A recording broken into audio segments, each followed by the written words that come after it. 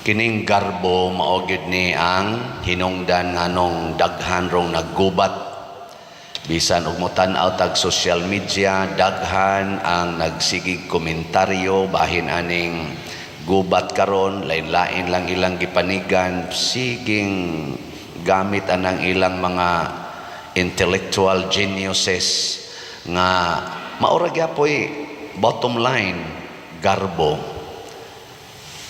Kasabot ba mo kung saan ang garbo? Pride. What is pride? Ayan, man sa demo iklaro. One of the capital sins nga gitawagan na siya og the prince the prince of all sins. Murag mao na siya ay prinsipi sa tanang mga sala. Kay nanagani kay garbo, everything will follow. Sige, lingya imong tupad na di ka pagarbuhon.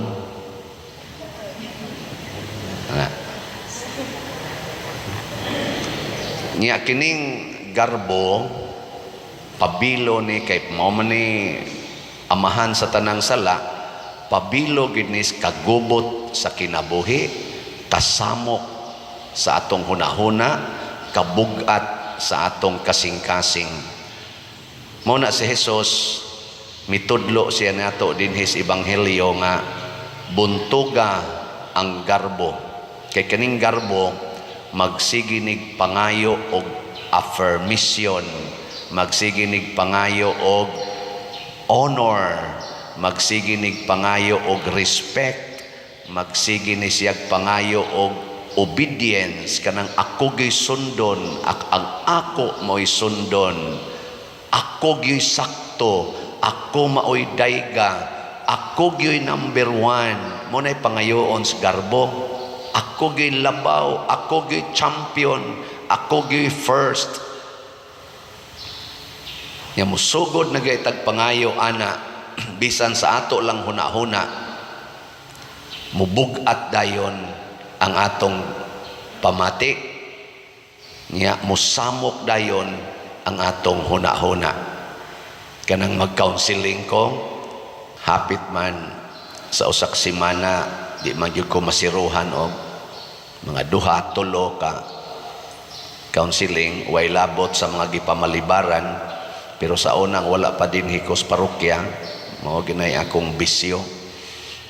Kasagaran gyud anha gyud sa demand, mabugatan ang tao, control and demand. Mao gina ang kanini ang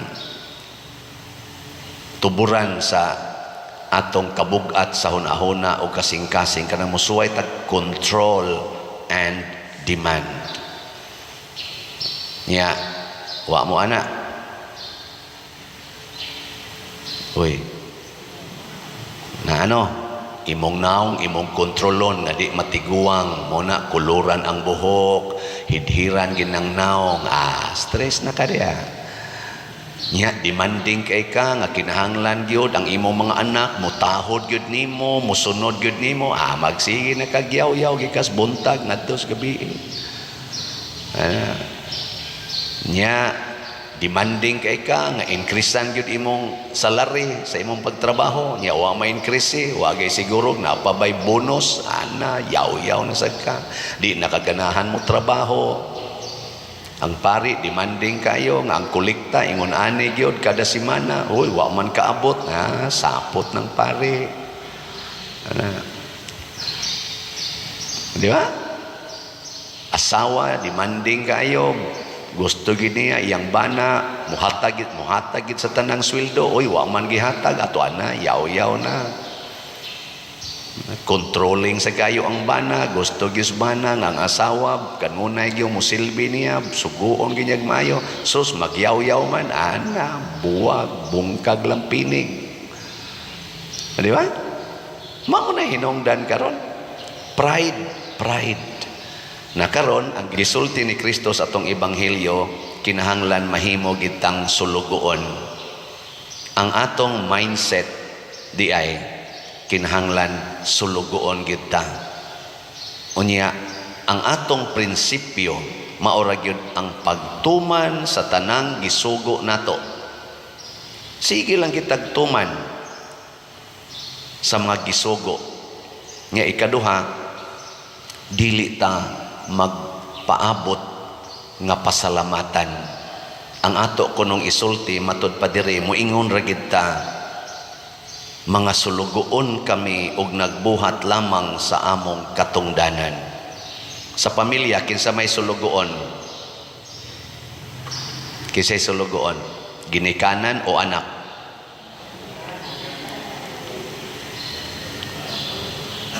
Kinsay sulugoon? Very good, children. Ang ginikanan mo'y sulugoon sa mga anak. Na dinhis parokya kinsa may sulugoon? Ang pari mo'y sulugoon. Sa barangay kinsa may sulugoon? Ang kapitan. Sa lungsod kinsa may sulugoon? Oh, kanindot anak, kasabot man kay ta anak. Kay panahon sa eleksyon, ang mga kandidato magpasugo sa publiko o government o sa tanay na kanang o sa nasang preamble, sa tong preamble ba, sa atong bang konstitusyon ba, government emanates from, kay bawa na sa to, emanates from the people and for the people. Mo na kabugo naman ko. Ang gobyerno, ang government officials gituboy sa katawhan. So ang tinuod nga master mao ang katawhan. Kung atong hinumduman katong unang statement pag oath taking ni anhing President Noynoy na agitos newspaper, dako kayo ang boss ko. Sige, i-check na lang ninyo unsay sunod. Sige, lingi ako no na imong tupad ing na andam kong mahimo nimong sulugoon. Sige. Ang kanang wa mulingi di na magpasugo, stressful kay na anay stress. Suway ragod, suway. Kanang sawayon ka. Kanang sawayon ba imong binuhatan, imong sinultihan, sawayon nga i-post pag yung ka social media. Suway ragog reklamo. Kanang sa imong hunahuna lang ba? Si ing na ragod pagsulti, animal. Unsa may resulta? Di ka katog. Magsika ko na ngano juga. Kaya nga naman, ni-react naman ka, di naman ka sulugoon. Mura naman sa kag master, muhimo man sa kag imong kaugalingong imposition of your authority. Pero ing na pagsulti inigsaway, angayan sa kong sawayon, sulugoon raman ko, ako maning master. Di ba? Tanawa, dili na ka motubag diha sa social media, dili na ka magsigig post nga imo sang i-argue, muhilom ra ka, magampo o kaha kung sakit-sakit muhilak nya magkagubot dili oy. Asawa pananglitan iguli sa imong bana tungang gabi na nya hubog pagyud wa pagi kwarta, unsa may imong isulti? Kung kuan ka, kung kanana ang pagarbuhon ka na akay pride, yaw-yaw gyud ka, paghot din ka nya unsa may imong bation? Bugat, hasol. Kung ang asawa inigabot aning bana nga porting huboga wa pagi kwarta, igo lang mo ingon, sulugoon ko ani akong bana. Moyaw-yaw siya dili oy, igo rin sa ingon, ang akong master hubog, ang akong master wa nay kwarta. Nya maingon day ang master paglungag, master way bugas, tamparuson ti karon, okay ra master, your will be done. Oh, di ba? Yan sa man. Okay na, dili. Okay, dili. Yawan on mo. Mo na ang yawa, usas mga buhat gisyawa, tudluan tas pagkamasinupakon, pagkareklamador, pagkapagarbuhon.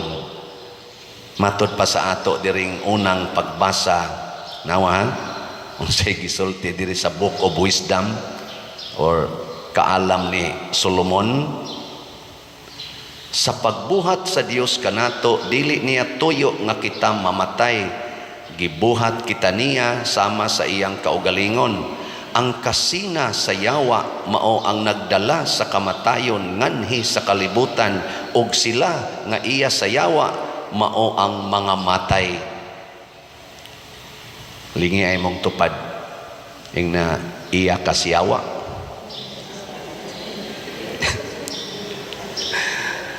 Kaning garbo masinahon sad ni kay prinsipi lagi ang kasina, ang kalaway, ang pagkamapahimuslanon naa nas garbo. Nya kung masudla na ka aning garbo, masina na ka, mga matay na ta. Muna tungod sa garbo, naggubot na. Hasta pagani din hisod sa simbahan, naggubot na. Kay garbo, yawa. Di ba? Naana gani na natong murag di na ta kapaubos, dili na ta gustong suguon, dili na ta gustong sawayon, di na ta makadawat nga magpasakitan, di na ta gadawat anang pagantos hangtod sa kamatayon. Awa na, garbo na ayawa na igapuyo din hinato. Nya unsaon man na pagpapahawa ang yawa, matud pa ni Kristo, buhata ang pagkasulugoon. Buhata ang matarong bisan pag nag-antos ka. Matod pa diri sa atong unang pagbasa, ang mga matarong nga mga tao panalipdan sa Dios ug dili mag-antos sa kasakit. Daw sa mata sa kalibutan daw nag-antos sila sa silot, apan naghupot di ay sa masaligong paglaom sa pagkaway kamatayon. Kani manggong taong mapaubsanon mga igsuon kung atong tan-awon externally, di man na sila mutubag, dili na sila mulalis, musugot ra nag-imong tamparuson, ludan ang naong, sawayon, butang-butangan og istorya, musugot ra na sila.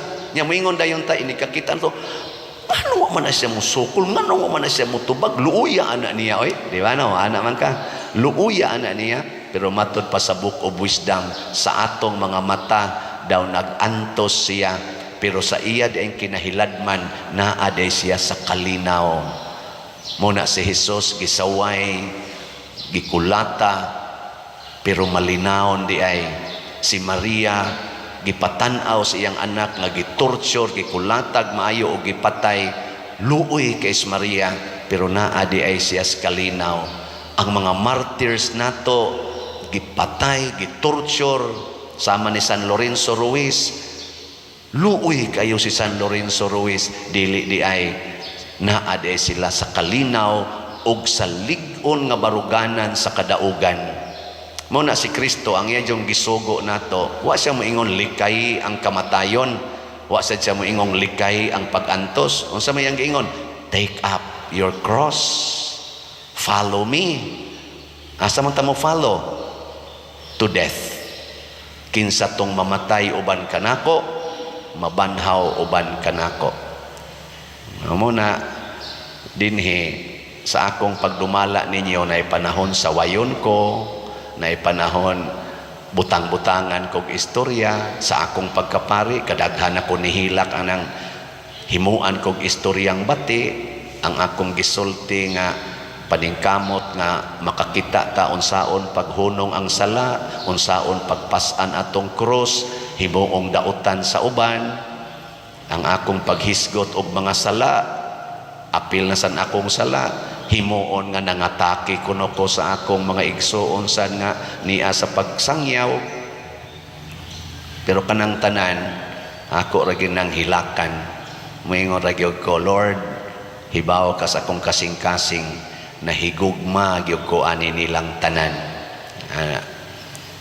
Na ay uban sigig atake nako niya, inigabot na saktong panahon ay panginahanglan mangayo sa akong tabang, pakauwaw lang gyapon kog solicit para sa sila matagaan. Ako'y mangita og kwarta, kaya waman sa ko'y kwarta, ako'y magpabaga sa naong pangayo ninyo, pinaagi ani mga slat-slat, ipanghatag nako aning gasigig libak sa nako usahay. Kamo, sigihan mo libak, muhatag pa mo, anang tawhanang lang libak nimo.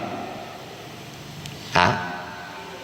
Labi na jog mo anhi dinhi, nya moingon pader, mo adto kog ospital, mao ni akong kinahanglan, nya kahibaw jud kang gilibak ka na niya, mutabang ka dili. Ako mangita gyud kog paagi nga matabangan nako. Ngano man lipay kay kog muduol na nako. Na masa ko'y pipila ka mga igsuong pari nga di gyud mo tagad nako sa una, di gyud mo tagad. Bisag unsaon na kog tagad, ighuman ko na kog tagad nga dili ko tagdon, muhilak kog ko ighuman.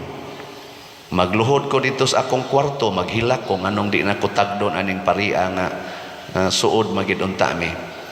Nya human sa mga pila ka tuig ningari nako, nya nangayo sa kong tabang, pero tigid na kong lipaya.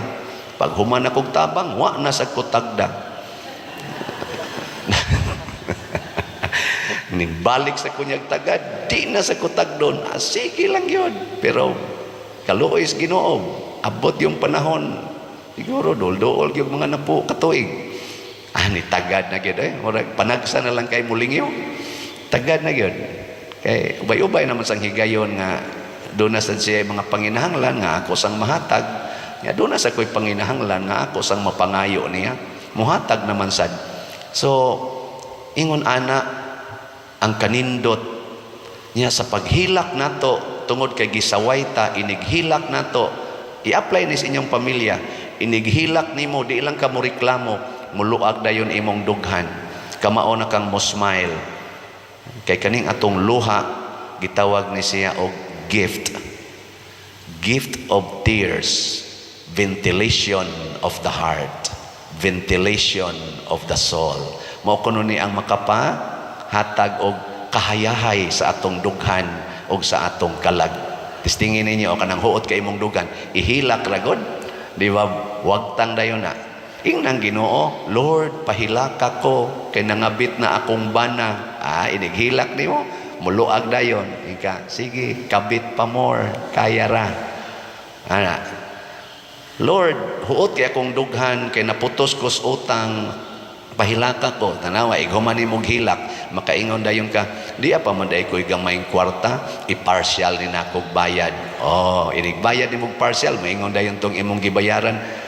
Laday kay bawo baya kung porti nimong problemaha karon nya mo bayad ka ani sa iulag gyud bayad ra ko sa sige katong nahibilin ay na lang tog bayre ha aron imo tong magamit. Kay yes Lord, kadaghan ako nakasuway ana katong wa pa ko sa seminaryo, sinagaan akong papa paralyzed, akong maguwang paralyzed, ako'y breadwinner, serve pa ko Squires Guadalupe, serve pa ko Legion of Mary, serve pa ko sa ubang pang-organisasyon. Hurot-hurot yung kwarta. Pero inig-ingon ako sa Ginoo, Lord, napakoy masakiton, wa na ko ikapalit og bugas. Dayoy mo abot. Yes, Lord.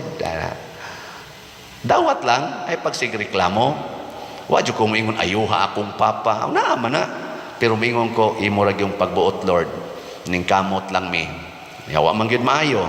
Namatay na lang, wa gyud maayo. Your will be done. Do not force the issue. Sulugoon rata. Kung ang sugo sa Ginoo karon, malipayon ka, paglipay. Kung ang sugo sa Ginoo karon, pasana imong cross, pasana. Kung ang sugo sa Ginoo karon, sabtalan ng gasigig daot nimo, dawata. Ayaw sukol, ha? Sige, lingi ay imong tupad. Na sugod karon sulugoon na ta. Di ba? Tanawa, di ba? Nindot na kay nagresulta. Sige na, panindog na ta mga sulugoos Ginoo.